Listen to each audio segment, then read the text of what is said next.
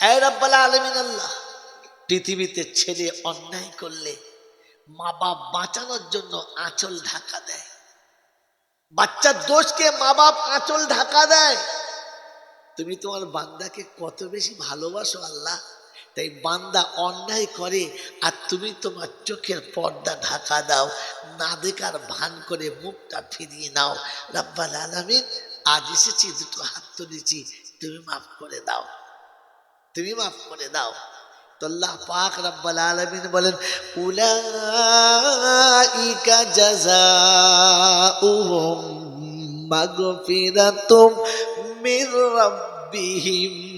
তোর প্রভুর তরফ থেকে ঘোষণা, আমি ক্ষমা করে দিলাম।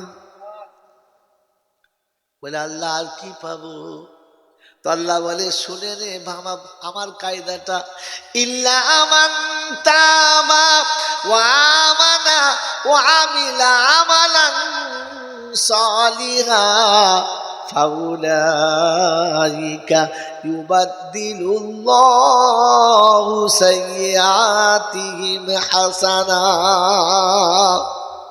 আমি আল্লাহ পাক শুনিয়ে দিয়েছি, যখন তুই তওবা করে নিবি, আমাকে চিনতে পেরে আমার রাস্তায় ফিরে আসবি, আর আমার হুকুম জীবনেতে যখন আমলের খাতাতে চাপিয়ে নিবি, জীবনে যত অন্যায় ছিল ওগুলো মুছে দেবো, আর আমি আল্লাহ আমার করুণার বলেতে অত নেকি দিয়ে খাতা ভরে দেবো।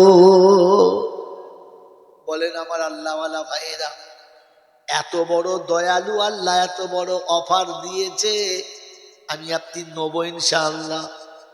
আমরা জলসা শুনেছি ওলামাদের কাছে, আল্লাহ রহমানুর রহিম, দয়ার সাগর, তিনি ক্ষমা করে দেবেন। সেজন্য ক্ষমা যদি চাই, তো আল্লাহ যে রাস্তায় বলেছে ওই রাস্তায় আমার আপনার আসা দরকার। বলেন আমরা তওবা করব ইনশাআল্লাহ।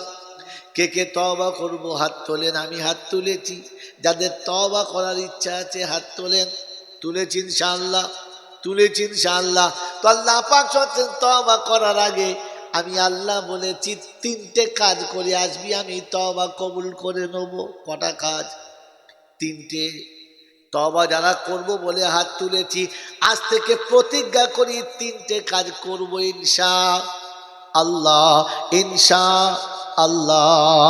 কোরআন সচি, ওয়াকিমুস সালাতা ওয়া আতুজ যাকাতা ওয়া আকরিদুল্লাহা কারজান হাসানা ওয়া মা তুকদ্দিমু লিআনফুসিকুম মিন খায়রিন তাজিদুহু ইনদাল্লাহ হুয়া খায়রান ওয়া আ'জামা আজরা।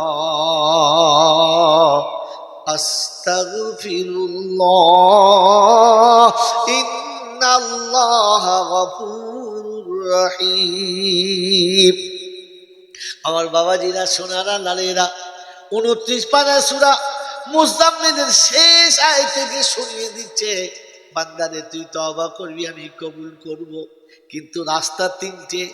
1 নম্বর, নামাজি হতে হবে।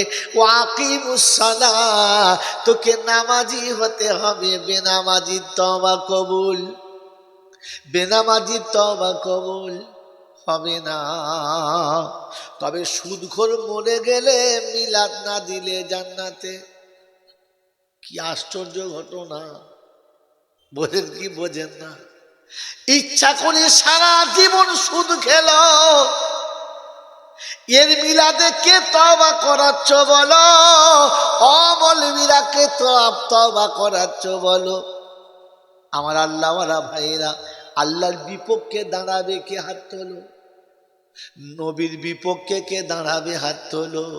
কোরআন শুনিয়ে দিয়েছিল, ইয়া আইয়ুহাল্লাযীনা আমানুত্তাকুল্লাহ ওয়া যারু মা বাকিয়া মিনার রিবা ইন কুনতুম মুমিনিন ফাইন লাম তাফআলু ফাযানু বিহারবিন মিনাল্লাহি ওয়া রাসূলিহি।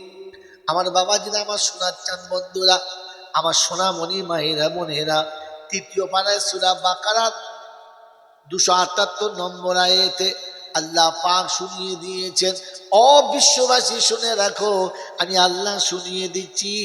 ও বিশ্ববাসী খবর রাখো, আমি আল্লাহ তোমাদের শুনিয়ে দিচ্ছি। ফাজানু বিহারবিন মিনাল্লাহ, ঈমানদারেরা আল্লাহকে ভয় করো, আর সুদের ব্যবসা যা করছো ওখান থেকেই ছাড়তে পারো।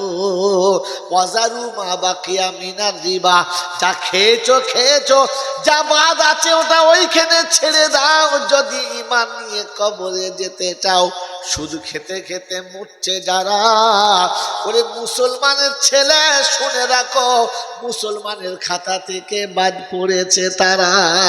হাফিজ সাহেব জানাজা পড়ুক আর পীর সাহেব জানাজা পড়ুক, ওরে আল্লাহর ওলি জানাজা পড়ুক আর নবী জানাজা পড়ুক, সুদখোর ঈমানদার না। আল্লাহ শুনিয়ে দিয়েছে, ওয়াজারু মা বাকিয়া মিনার রিবা ইন কুনতুম মুমিনিন। আমার বন্ধুরা, আমার আল্লাহওয়ালা ভাইরা, এইরকম জেনে বুঝে সুদ খেতে খেতে মরে গেল। আল্লাহ বললে শুনে রাখো, ফাজানু বিহারবিন মিনাল্লাহ, আমি আল্লাহ তার বিপক্ষে যুদ্ধের ঘোষণা করলাম, আমার নবী তার বিপক্ষে যুদ্ধের ঘোষণা দিল, আমি আল্লাহ আমার নবী দুজনেই তার বিপক্ষে দাঁড়ালাম। ওই রকম সুদখোরের জন্য যদি হাত তুলে দোয়া চাইলাম, আয় আল্লাহ তোমার ফেরদাউসটা খুলে দাও, তোমার জান্নাতের খিড়কিটা খুলে দাও, খাসির বিরিয়ানি আছে 1 প্লেট নিয়ে যাও, আয় আল্লাহ। ফেরেশতা বলছে, মৌলবি টুটি টিপে ধর মলটা কি? আমার বিপক্ষে ঘোষণা, আমি যার বিপক্ষে